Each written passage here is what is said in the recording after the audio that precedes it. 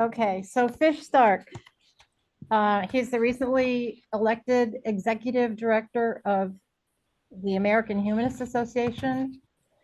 He is described as an organizer, educator, social entrepreneur, and a lifelong humanist.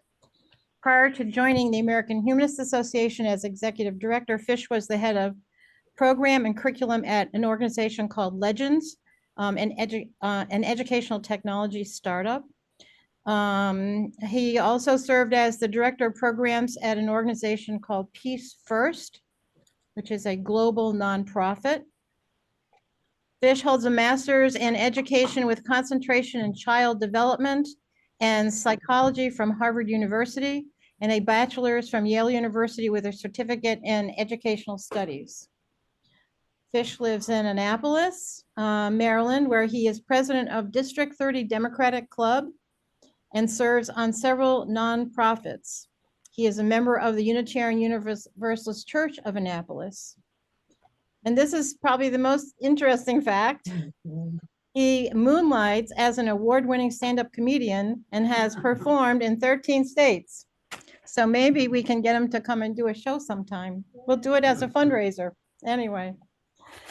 So his topic today is the future of humanism, how and why our humanist movement will grow. Thank you so much, Fish, for being here. We are honored to hear what you have to say to Humanists of the Treasure Coast. Thanks, folks. And it's good to be speaking before such a nice crowd. We've got a lot of chapters all over the country, but they're not all thriving like this one is. And so I just want to thank Joanne and the rest of the team, and Drew and all the other folks I've interacted with for their work. Not only pulling events like this together, but building a big group. I think in these times, there's a lot we need to do to make sure that people have places where they can go and feel welcome, and proud of their humanism.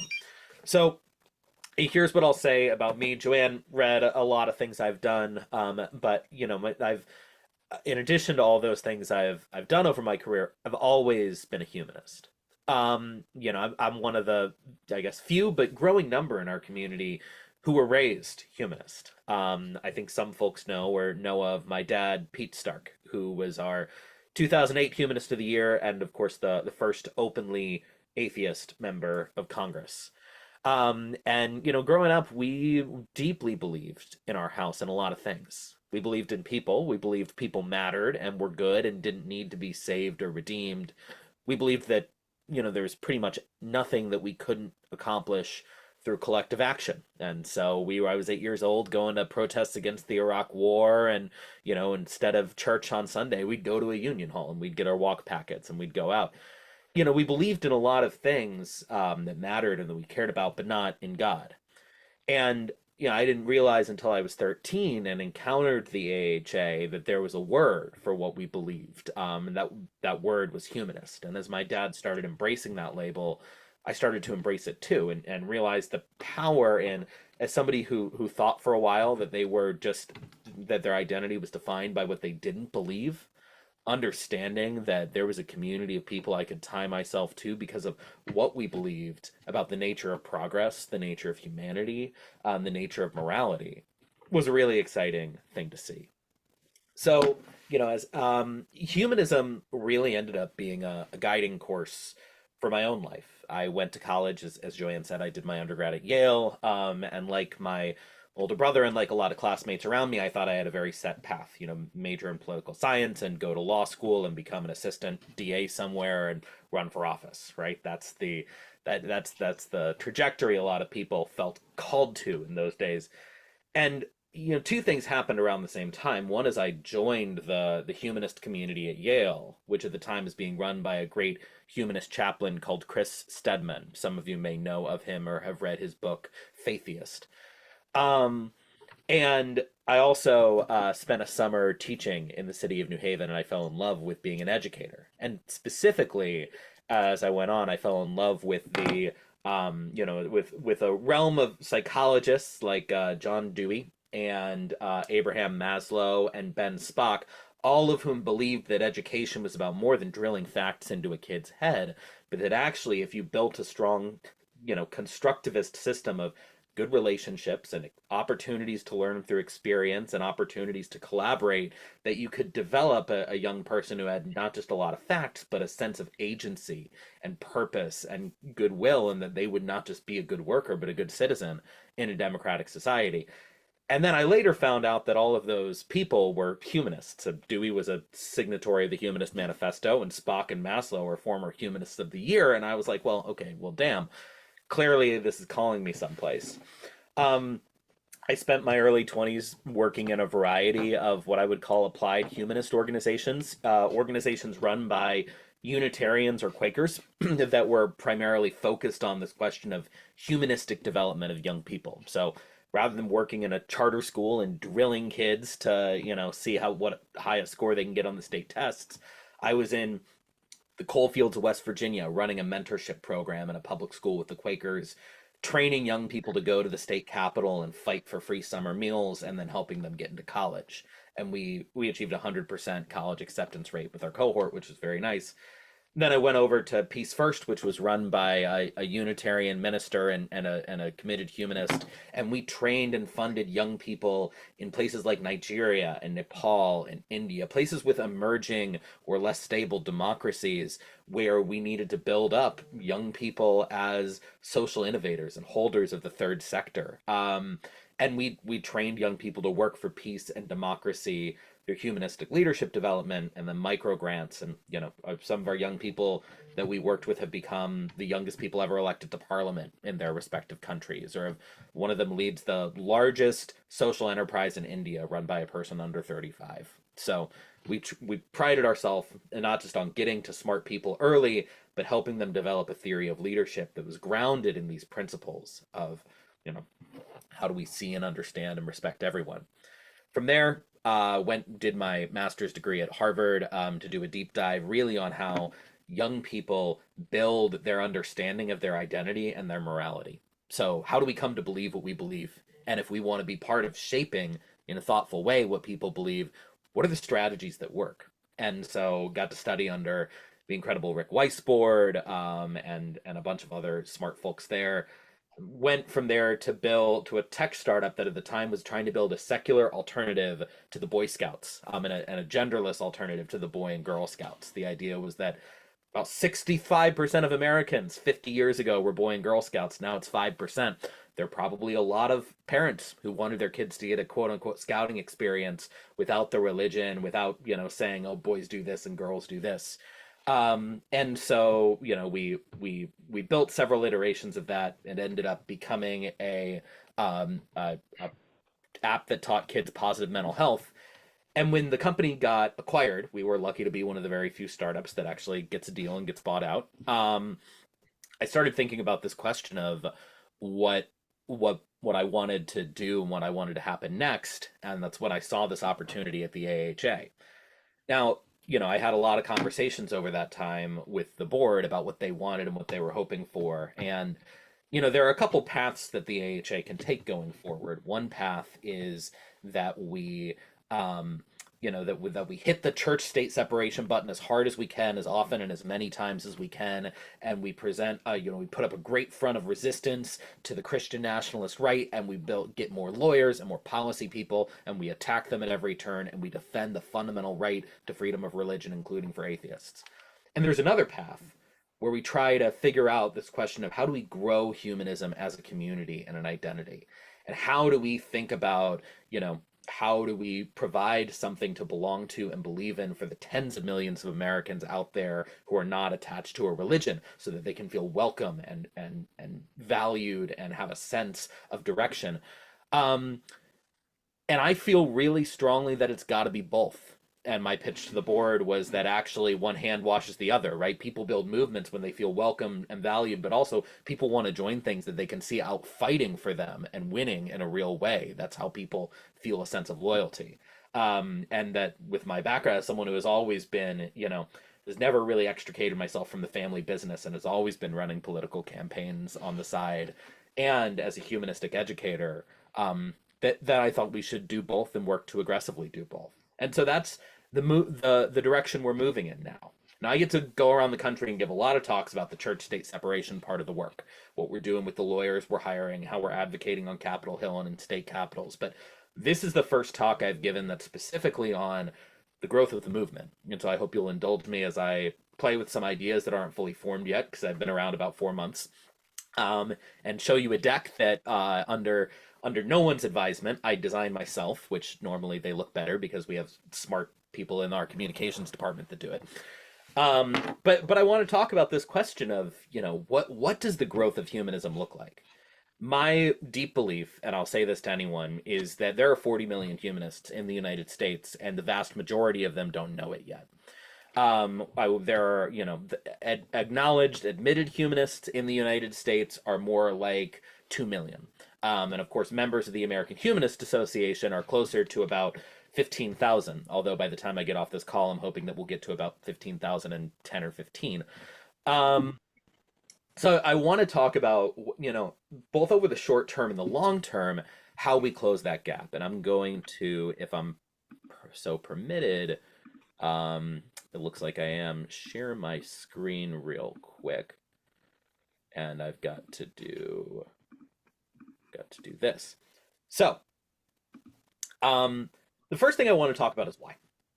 Because I think that ultimately growing humanism is going to be an effort that doesn't just come from the top of the AHA, but comes from the grassroots. And I think we're all going to, I think everyone does everything better if we have an understanding of why we're doing it, right?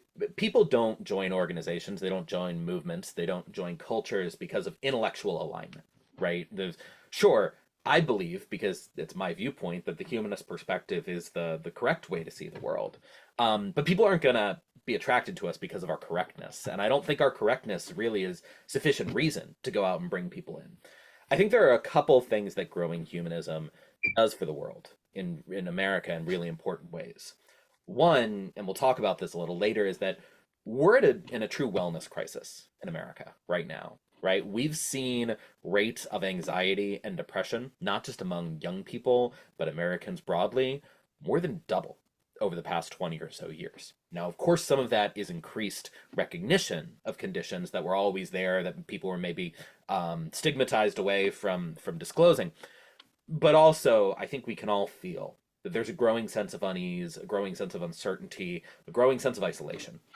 And one of the things, again, that those humanistic psychologists would tell us, right, that Maslow would say, that Dewey would say, that Spock would say, is that there are a couple things that give people that sense of wellness and confidence. And this is what I, learned in my applied work building mental health apps for kids that reduced anxiety and depression.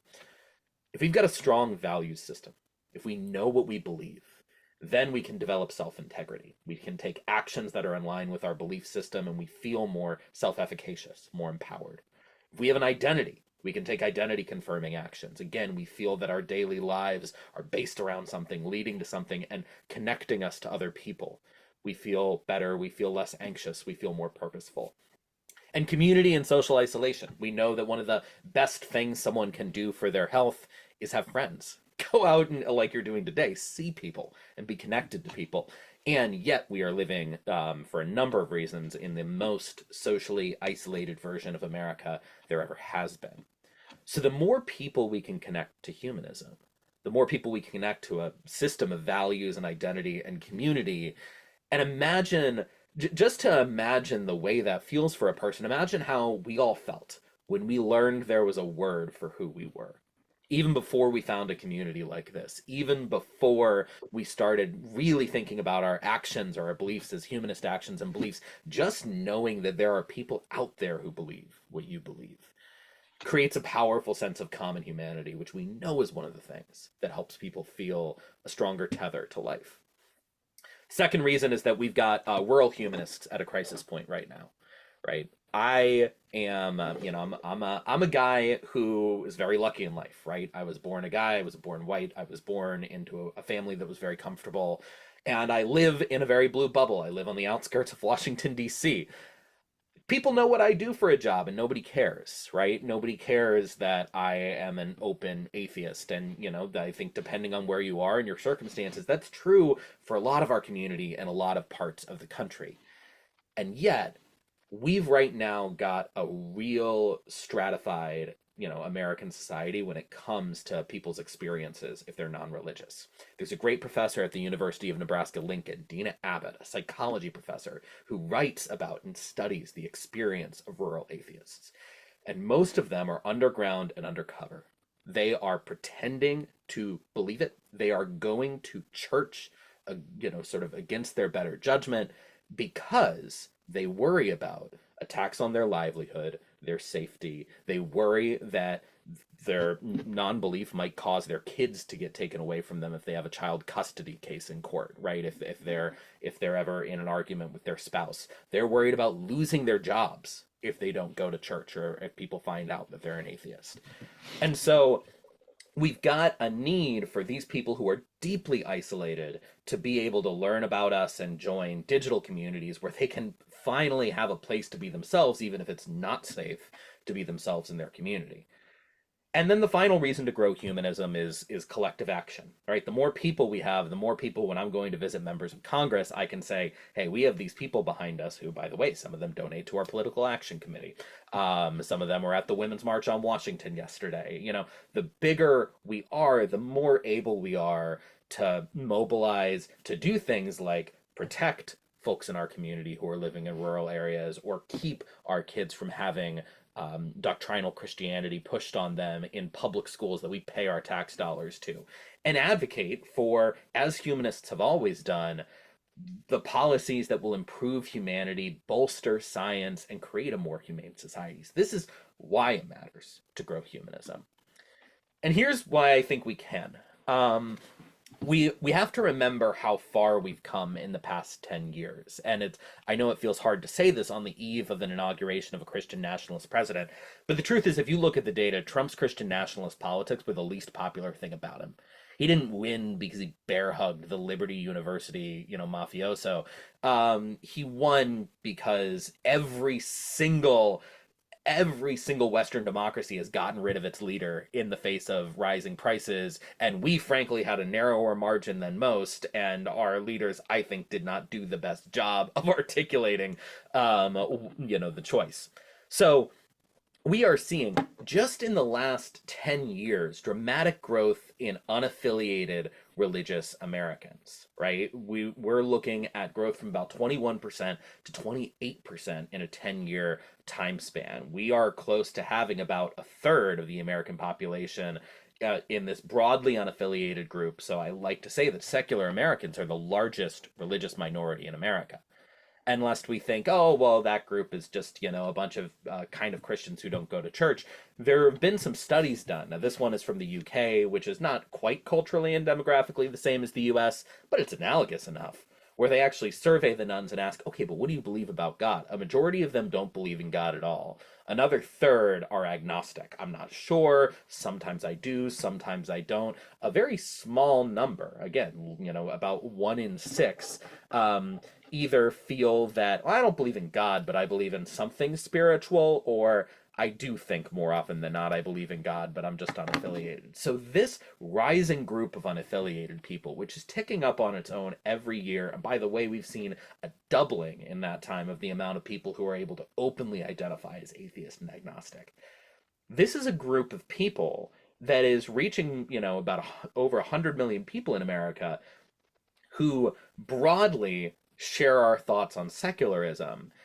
And the idea, the hope, is that of that group of people, maybe not all of them are looking for a belief system or to be joiners. Maybe they're the kind of people who either defy Maslow's hierarchy, or they've got enough community attachments and belief systems in their life. Maybe they're very tied to a political party or something like that, where it's not really what they need. And then you may have some where the other tenets of humanism, being pro-science and being pro-humanity and believing in social progress and social equality, that those things are not priorities for them. But even when you make all those cuts and nicks and narrow things down, we're looking at about 30, 40 million potential humanists.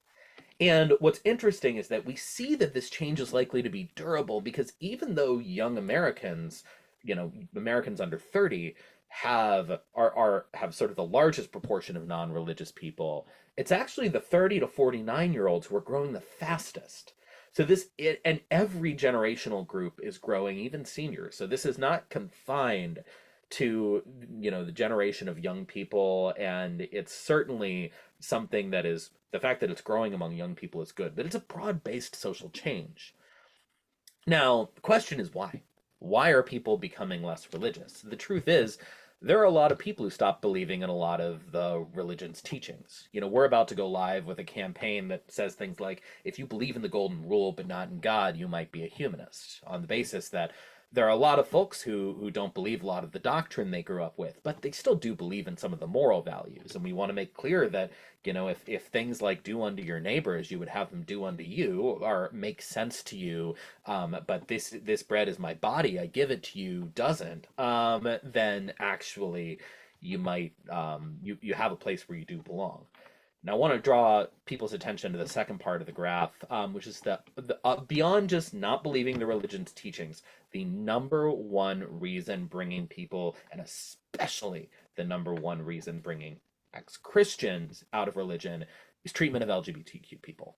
And I do have people ask me a lot, hey, why does the AHA talk so much about LGBTQ communities? And I say, well, it's because I can read a graph, right? Like, if I was, in part, an important thing is that we've always believed in self-determination and social equality for all people, and that means that we don't, not just for LGBTQ people, right, but for Black Americans and for men and women, and for, we've always supported the idea that everyone's, social standing should be determined by, work and talent and things that are not, the social position in which you were born. And we've all believed in the idea that people deserve to live their lives in the ways they want.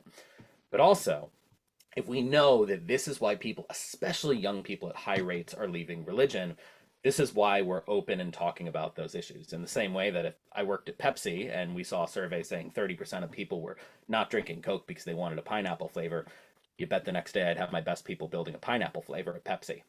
We have got an incredible opportunity by, to appeal to young people leaving religion by positioning ourselves as clearly and firmly on the side of Americans and LGBT Americans to live their lives in whatever way they want. We also know that folks whose families weren't religious growing up are as religious growing up, where their religious identification is weak, are potential targets to move to the humanist system. And as recovering from religion is found in sort of their niche, folks who have a traumatic event in their life are, likely to be interested in humanism. So this is intersecting the growth of the nuns with this crisis of meaning and community. We know that mental health issues have risen even more rapidly for kids under the, for young people, for people under 30.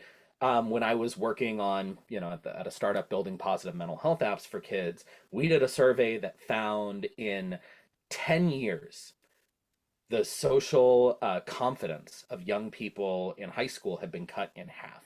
We are seeing an incredible mental health crisis, especially among youth and young adults, but also among seniors. The number one driver, this is from a Harvard study, of young adults' mental health challenges is a feeling of lacking meaning or purpose, more than financial worries, which heretofore was the biggest driver of mental health challenges for any group. And 50% of them felt that they lacked direction. Right? So there are a lot of folks who are feeling this sense of meaninglessness and purposelessness. And there are also folks who are feeling a tremendous amount of social isolation. So on the left is a study from Cigna, the health insurance group. Health insurance companies are now more than ever focusing on social isolation because they see it as something that is driving up their coverage rates, right? They see it as a really strong social determinant of health, and the more they can get people building community with each other, the less they're eventually going to have to pay out of people's premiums to cover their care. So they're finding that nearly 6 in 10 Americans, even more women than men, just slightly, experience loneliness in one way or another. And the Kaiser Family Foundation study they did with the federal government found towards the end of last decade, you get 1 in 5 Americans meeting the definition of social isolation. That rate is even higher for millennials. So again, we're in a world where people are looking and searching more deeply for community. And we know that people are looking to solve this problem because of the data we can see about people's sort of revealed preferences. Book sales are down, self help book sales are up. This is a publishing house that did a survey that found we've gone from selling about 9 million self-help book sales a year to getting close to 20 million, right? And there you've got Americans who are, 42% of Americans are thinking at least on a weekly basis about how to find more meaning and purpose in their life. Now, the exciting thing about humanism is that, into this void have stepped a whole bunch of snake oil salesmen. You've got the Jordan Petersons of the world, and you've got the Ben Shapiros of the world. You've got people who are telling their audience, especially, frankly, an audience of young secular men, that, oh, we've got the magic bullet for you to feel a sense of meaning and purpose. And often this is a process called red pilling. Some of you have heard the term. Often that involves, coming at them with generic self-help advice, like clean your room and you'll feel better, which is true, and then slowly tracking them all the way into a reactionary alt-right ideology and saying, oh, but the real reason you feel a sense of meaning is because it's your birthright as a white American male, to be on top, and look at all these people and what they've taken from you. So what we've got as humanists are real answers, not just people like Jordan Peterson making things up and trying to sell their reactionary ideology as self-help. We have people from Mark Twain to Frederick Douglass to Gloria Steinem to philosophers like John Dewey and psychologists and theologians who have been answering these questions for centuries, right? All the way back to people like Thomas Paine. Um, and so we have an opportunity to talk to people about what meaning and community look like, grounded in a real philosophical and spiritual tradition that people can feel a sense of connection to. In the same way where I go out to brunch with guys my age in their late 20s, early 30s, and they're talking about how they're spending their day studying the writings of Marcus Aurelius and the Stoics, we've got an opportunity to say, hey, have you heard about this group of people called the humanists who throughout America have been the progenitors of really big ideas and really big changes from, again, Thoreau to Douglas to Twain to Dewey. And so part of what we're at work here on the AHA, we had 210 people apply recently for a senior communications position to head up comms for the AHA and help us think about how to talk about humanism to people looking for meaning, community, and purpose. It includes, we're going to be building for all of you shorter, snappier definitions for how we talk about humanism so that paragraph Joanne read at the beginning of the meeting, which I like, is half as long and twice as memorable. We're going to be working on a series of daily texts so that, they're the people who want to start their days with Stoicism. They're the people who want to start their days with a devotional from a Christian Bible. It should be really easy to start your day with a reflection on humanism. To get a quote from Joyce Carol Oates, or Bill Nye the Science Guy, or a humanist luminary, and have a chance to think about what humanism means to you. We're building a parenting community because people join organizations when they have deep needs, and one of the deepest needs we know exists out there in the world are parents who want to raise kids who aren't jerks, but their paradigm for not, how are you not going to be a jerk when you're an adult, when they were growing up was, oh, well, our parents sent us to Sunday school and told us to be good because that's what God wants. So parents who are trying to figure out how to raise decent kids without religion are really in need of support right now, and we're building a community for them to do that. And we're going to start competing with these alt-right nuts on the TikTok and podcast network. So we're going to build programming around meaning and purpose, celebrating the legacy and tradition of American humanist heroes, and of course, sort of negatively polarizing ourselves against the excesses of the far right, because nobody or very few people actually believe in things like school prayer and using tax dollars to push religion on American kids. A couple other things that we're going to be doing, and then I'm excited to take questions. I'm trying to keep this to roughly 30 minutes, and Joanne, flag me if I go over. We're going to be doing targeted outreach to low-hanging fruit groups that have high rates of humanist engagement. So we think there are lots of Unitarians who are humanist and don't know it yet. Effective altruists, LGBTQ people. That's going to look like tabling at conferences, speaking at small gatherings, trying to really quickly grow from 15,000 to 30,000 as we plot out the long game for how we build that larger community of 40 million. We're also, this is hopefully exciting news for you all, we're going to be increasing our local group staffing capacity by 150%. So we are hiring people right now who are going to be providing more and better coaching to local group leaders, helping new groups get off the ground, sharing best practices from groups that are growing really fast, and especially bringing in multi-generational audiences to those looking to expand. We're never going to tell anyone how to run their chapter. That's your business. But we are going to provide more resources, more support, more training, and hopefully bring more people your way through these new staff that we're bringing on. We're going to be launching on Tuesday a digital community open to all AHA members. There's no secular group that has created an online community that's specifically for humanists and non-believers to connect. There is the Our Atheism forum on Reddit, but it's not a very personal way to build relationships and engage. So on Tuesday, we're launching on a server called Discord. Some of you may have used it or may have people you know who use it. It's free. It's free to join, free to create an account on, and it's going to be open to all members of the AHA. The goal is to provide people with space to connect online, which is where a lot of people do most of their connecting these days, in the hopes that, okay, once you're online, we can start to convince you to come to a meeting in person. So our hope is people will flow into the server and out to the local groups, or they'll join the server if they're living in a very isolated area without a local group and have someone that they need to connect to.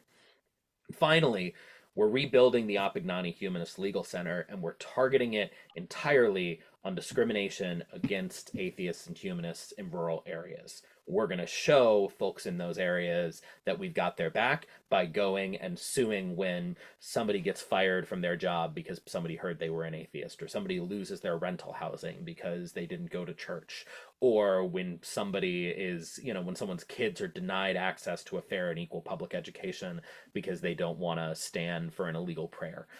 These are the things that are going to help people in the areas where we have the least coverage understand that there is someone out there fighting for them. It also is going to remind people, frankly, that secular activism is not a luxury belief, but it's about protecting the largest religious minority in America, which, even if in our blue bubbles we don't face a lot of discrimination, there are people who are living on the edge, other places of the country, and we need to stand up wherever we can to protect that. So that's a quick rundown of what we're thinking about at the AHA when it comes to our position and opportunity to grow the humanist movement. And I will take questions for as long as Joanne and the team will let me. Very exciting stuff going on, and thank you so much for sharing it. Yeah. All right. Really appreciate, I know you're really busy. I really appreciate your time and being willing to spend this time with us. I got nothing going on until the Ravens play the Bills today. So this is the best way to spend a Sunday morning. I'm glad to do Same it. here.